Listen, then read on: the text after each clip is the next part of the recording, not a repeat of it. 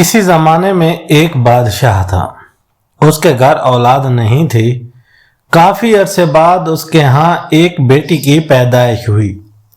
بادشاہ نے اس کے لیے ایک خاص طور پر زمین دوست محل بنوایا تاکہ اسے دنیا کی ہوا نہ لگ سکے، اور پھر بادشاہ نے بیٹی کی خدمت کے لیے 4 نوکرانیاں رکھیں۔ شہزادی سے ملنے کے لیے صرف بادشاہ، ملکہ اور اس کی 4 نوکرانیاں ہی اس زمین دوست محل میں جا سکتی تھیں۔ اس کے علاوہ کسی کو اجازت نہ تھی کہ وہ شہزادی سے مل سکے۔ جب بادشاہ کی بیٹی جوان ہوئی تو اس نے اپنی ماں یعنی ملکہ سے کہا، میرا بھی دل چاہتا ہے میں بھی اس مکان سے باہر نکلوں، باہر کے محل کی سیر کروں۔ ملکہ اس کی ماں نے جواب دیا، میں تمہارے باپ یعنی بادشاہ سے پوچھ کر بتاؤں گی۔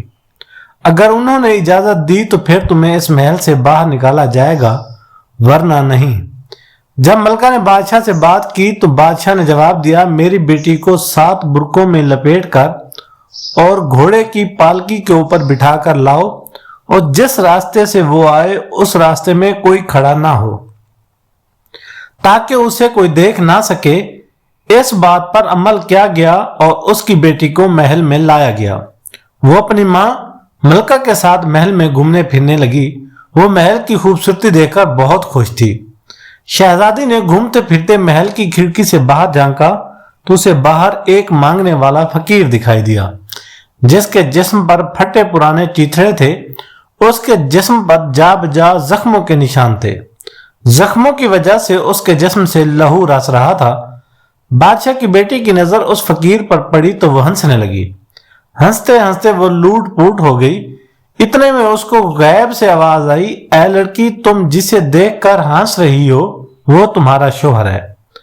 لڑکی نے یہ آواز سنی تو وہ ڈر کے مارے کانپنے لگی اور وہیں بے ہوش ہو گئی۔ کافی دیر بعد اسے ہوش آیا تو کہنے لگی، ابا جان، میری یہ خواہش پوری کر دیں۔ بادشاہ جو پہلے ہی اس کے بے ہوش ہونے سے پریشان تھا کہنے لگا، کیا بات ہے؟ شہزادی نے کہا، محل کے باہر ایک دروازہ بنایا جائے جس میں سلطنت کے تمام لوگوں کو حکم دیا جائے کہ اس دروازے سے گزریں۔ بادشاہ نے بیٹی کے کہنے پر عمل کیا۔ بادشاہ کی بیٹی پانی کا ایک کٹورا لے کر محل کے اوپر کھڑکی میں کھڑی ہو گئی۔ لوگ نیچے سے دروازے سے گزرنے لگے۔ گزر جاتے اس رات تیسرے دن وہی منگتا فقیر دروازے میں سے گزرا تو بادشاہ کی بیٹی نے اسے وہی پانی کا ڈول الٹ دیا۔ لوگ ہنسنے لگے کہ بادشاہ کی بیٹی نے فقیر کو پسند کر لیا ہے۔ یہ منظر دیکھ کر بادشاہ سخت ناراض ہوا، غصے اور جلال میں آ گیا۔ اس نے شہزادی کو برا بھلا کہا اور فوراً جلاد کو بلا کر بیٹی کو اس کے حوالے کیا اور کہنے لگا، اس کو میری نظروں سے دور لے جا کر قتل کر دو۔ جلاد نے بادشاہ کے کہنے پر عمل کیا۔ لڑکی کو جنگل میں لے جا کر کہنے لگا، بتا تیری آخری خواہش کیا ہے؟ میں اب تجھے جان سے مار ڈالوں گا۔ لڑکی جلاد سے کہنے لگی، تم میرے باپ کا نمک خوار نوکر ہے، میں تجھے قسم دیتی ہوں کہ تو مجھے جان سے مت مار۔ میری انگوٹھی لے جا، میری انگوٹھی پر میری انگلی میں سے خون نکال کر اس کے چند قطرے ڈال اور یہ انگوٹھی میرے باپ کو دکھا دینا۔ اس کو بتا دینا کہ مجھے مار ڈالا ہے، اور چھوٹی بات یہ ہے کہ مجھے اس فقیر کے حوالے کر دے، تیری بڑی مہربانی ہوگی۔ جلاد کا دل شہزادی کی باتیں سن کر پسید گیا۔ اس نے اس کی بات مان لی اور فقیر کے پاس چھوڑ دیا اور خود اس کی انگوٹھی لے کر بادشاہ کے پاس جا پہنچا۔ ادھر بادشاہ کی بیٹی فقیر سے کہنے لگی، اے فقیر، مجھے اپنے گھر لے چل۔ فقیر کہنے لگا، میرا کوئی گھر نہیں، میں تمہیں کہاں لے جاؤں؟ دوسرا یہ کہ تم بادشاہ کی بیٹی ہو، میں ایک غریب فقیر مانگ مانگ کر اپنا گزارا کرتا ہوں، میرا اور تمہارا نباہ کیسے ہوگا؟ مجھ میں اور تم میں زمین آسمان کا فرق ہے۔ شہزادی کہنے لگی، ایسے نہ کہو، آپ میرے سر تاج ہیں، خدا کی یہی مرضی ہے، اس لیے سب باتیں چھوڑو، مجھے اپنے گھر لے چلو۔ چاروں ناچار وہ فقیر بادشاہ کی بیٹی کو اپنے گھر لے گیا۔ جب فقیر کی ماں نے بادشاہ کی بیٹی یعنی شہزادی کو اپنے بیٹے کے ساتھ دیکھا تو پہلے تو زور زور سے ہنسنے لگی اور پھر دھاڑے مار مار کر رونے لگی۔ لڑکی نے کہا، ماں جی، یہ کیا بات ہے؟ مجھے دیکھ کر پہلے آپ ہنسی اور پھر رونے لگی ہیں۔ فقیر کی ماں نے کہا، بیٹی، میں تمہیں دیکھ کر ہنسی اس لیے ہوں کہ تم بادشاہ کی بیٹی ہو اور ہم جیسے فقیروں کی جھونپڑی میں آ گئی ہو، اور روئی اس لیے ہوں کہ میرا بیٹا فقیر ہے، مانگتا ہے، گلی گلی بھیک مانگ کر اپنا گزارا کرتا ہے، تمہارا اور اس کا گزارا کیسے ہوگا؟ بادشاہ کی بیٹی نے کہا، ماں جی اب تو میں آپ کی بہو بن کر آ گئی ہوں، تم دعا کرو میں تمہاری خدمت میں لگی رہوں۔ اس فقیر کی ماں نے شہزادی کے حق میں دعا کی، پھر مولوی کو بلا کر اپنے بیٹے کے ساتھ نکاح کر دیا۔ اب اس فقیر نے بادشاہ کی بیٹی کے کہنے پر جنگل سے لکڑیاں کاٹ کر شہر لے جا کر بیچنی شروع کر دی۔ وہ روز لکڑیاں بیچ کر گھر کا خرچ چلانے لگا۔ ایک دن وہ شہر جانے لگا تو بادشاہ کی بیٹی نے اس سے کہا کہ شہر سے میرے لیے کروشیا اور دھاگا لے آنا۔ اب منگتا یعنی وہ فقیر لکڑیاں بیچنے کے ساتھ ساتھ بادشاہ کی بیٹی کا بنایا ہوا رومال بھی شہر لے جا کر بیچنے لگا۔ جب کچھ پیسے اکٹھے ہو گئے تو لڑکی نے اور کپڑا منگوایا اور کپڑا بیچنے کے لیے اس نے فقیر کو دے دیا۔ وہ شہر لے جا کر کپڑا بھی بیچنے لگا اور گھر کا گزر بسر اچھا ہونے لگا۔ ایک دن بادشاہ کی بیٹی نے اپنے شوہر سے کہا کہ گھر آتے وقت تمہیں راستے میں سے جو چیز نظر آئے اسے اٹھا کر گھر لے آنا۔ ایک روز فقیر شہر سے واپس آ رہا تھا کہ اس کو راستے میں ایک مردہ سانپ ملا۔ فقیر نے وہ ایک لکڑی پر اٹھا لیا اور اسے اپنے گھر لے آیا اور گھر کی چھت پر اسے پھینک دیا۔ ایک دن وہ فقیر جنگل میں سے لکڑیاں لے کر آیا تو اس کی لکڑیوں میں سے ایک انار بھی آ گیا۔ بادشاہ کی بیٹی نے کہا کہ تم مجھے اس جگہ لے چلو جہاں سے تم نے یہ لکڑیاں اکٹھی کرتے ہو۔ وہ فقیر دوسرے دن شہزادی کو جنگل میں لے گیا تو وہاں کہنے لگی، تم لکڑیاں کاٹو، میں انار اتارتی ہوں۔ فقیر نے لکڑیاں کاٹنے شروع کر دیں اور لڑکی انار اکٹھے کرنے لگی۔ پھر وہ گھر لے آیا۔ اگلے دن فقیر لکڑیوں کے ساتھ ساتھ انار بھی بیچنے لگا۔ اس طرح وہ پیسہ اکٹھا کرنے لگا۔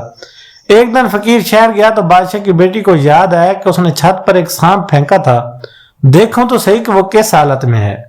جب وہ چھت پر چڑھی تو دیکھا کہ وہاں پر ہیروں کا ایک ہار پڑا تھا۔ اس نے سوچا یہ ہار تو بڑا قیمتی ہے، کسی ملکہ کا لگتا ہے۔ بادشاہ کی بیٹی ہار دے کر بہت خوش ہوئی۔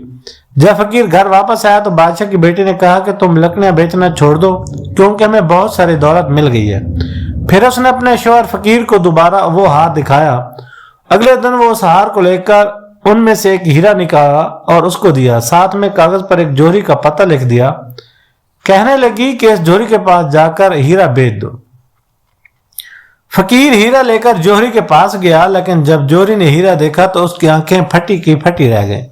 کہنے لگا اس ہیرے کی قیمت تو کوئی بادشاہ ہی دے سکتا ہے، تم یہ ہیرا لے کر بادشاہ کے پاس جاؤ۔ فقیر ہیرا لے کر بادشاہ کے پاس جا پہنچا۔ ہیرا بادشاہ کی خدمت میں پیش کیا گیا۔ ہیرے کو دیکھ کر بادشاہ بہت خوش ہوا۔ اس نے فقیر کو بہت ساری دولت دی۔ فقیر وہ دولت لے کر گھر آیا اور دونوں نے اچھے اچھے کپڑے سلوائے، نوکر چاکر رکھے اور دوا دارو کیا، جس سے فقیر تندرست ہو گیا۔ اس کے جسم کے زخم اچھے ہو گئے۔ پھر بادشاہ کی بیٹی نے اپنے باپ کے محل جیسا ایک اور محل بنوانا شروع کر دیا اور اپنے شوہر کو لوگوں میں سے اٹھنے بیٹھنے کی تہذیب سکھائی۔ جب محل بن گیا تو بادشاہ کی بیٹی نے اپنے شوہر کو ہر روز ہیروں کا ہار میں سے 2-4 ہیرے نکال کر دیتی اور اسی سے جوہری کے پاس بھیج دیتی تاکہ وہ بیچے۔ اب وہ بہت امیر بن گیا تھا۔ ایک دن بادشاہ کی بیٹی نے اپنے شوہر سے کہا، اگر تم اجازت دو تو میں بادشاہ کی دعوت بناؤں؟ شوہر نے کہا، مجھے کیا اعتراض ہو سکتا ہے۔ اجازت لے کر اس نے بادشاہ کی دعوت پکائی اور بادشاہ کو پیغام بھیجا کہ آپ محل کے تمام نوکر چاکروں کے ساتھ، تمام وزراء کے ساتھ ہمارے گھر دعوت پر آئیے اور اپنے گھر والوں کو بھی ساتھ لائیے۔ بادشاہ نے سوچا یہ تو کوئی جنونی پاگل ہے جس نے میرے سارے اہل محل کی روٹی بنائی ہے، بھلا اتنی حیثیت کس کی ہو سکتی ہے، اتنا روپیہ کون خرچ کر سکتا ہے۔